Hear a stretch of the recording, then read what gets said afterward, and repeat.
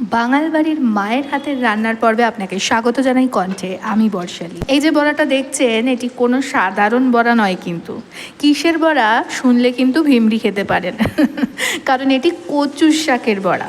ভিমরি খেলেন কি? তাহলে শুরু করা যাক মায়ের হাতের রান্নার পর্ব। আজ যেহেতু উল্টো রথ, মেঘলা আকাশ, বাইকটা সার্ভিসিং করতে দিয়ে এসেছি সকাল সকাল। ফিরে দেখি মা কাটছে কচু, জগন্নাথ দেবের প্রিয় খাবার কিনা, তাই আমিও তাড়াতাড়ি প্রস্তুত হয়ে গেলাম আপনাদের সামনে বিষয়টি তুলে ধরতে। আমি যেহেতু মায়ের সাথেই থাকি, তাই দুটো মানুষের পরিমাপে কচু শাক রান্না করা ইজ ভেরি ডিফিকাল্ট। তাই মা দুজনের পরিমাণের বেশি কিছু রান্না হলেই তাই দিয়েই আরেকটি নতুন পদ মাথা খাটিয়ে বার করে ফেলে। এটিও তার মধ্যে অন্যতম। যে যেভাবে কচুর শাক রান্না করেন সে সেইভাবেই কচুর শাকটি রান্না করবেন। মূলত এতে একটু নারকোল দেবেন, আমার মা নারকোল দিয়েছে। চাল বাটা, আটা মাখা, কচুর তরকারি। মাথায় রাখবেন বড়াটি কিন্তু একটু মিষ্টি মিষ্টি হবে। কেন বলুন তো? কারণ জগন্নাথের সমস্ত ভোগই কিন্তু মিষ্টি মিষ্টি হয়।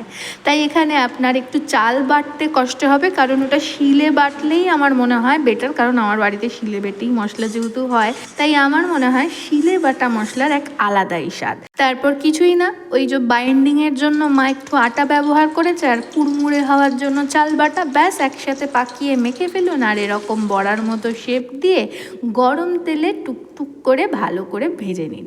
ব্যাস হয়ে গেল আপনার একটি ভিন্ন ধরনের পদ এবং কচু শাকের বড়া।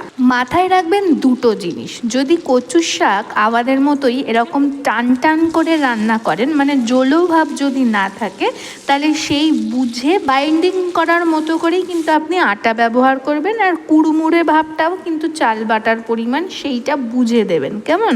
আমি কচুর শাক খেতে ভালোই বাসি, সে নিরামিষ বানিয়ে দিই কিংবা আমিষ। তবে চিংড়ি মাছ দিয়ে একটু বেশি ভালো খাই। তবে এই নারকোল বড়া দিয়ে যে বানায় সেটিও কিন্তু আমার দারুণ ভালো লাগে। আপনি কচু শাক কিভাবে বাড়িতে রান্না করেন আর এই রকমভাবে কি আগে বানিয়ে খেয়েছেন, সেটা কিন্তু আমাকে কমেন্ট করে জানাবেন। আপনি কিভাবে কচু শাক রান্না করে খান আমাকে জানাবেন তো। আমি নেক্সট পর্বে কিন্তু আপনার নাম মেনশন করব। কেমন? জয় জগন্নাথ।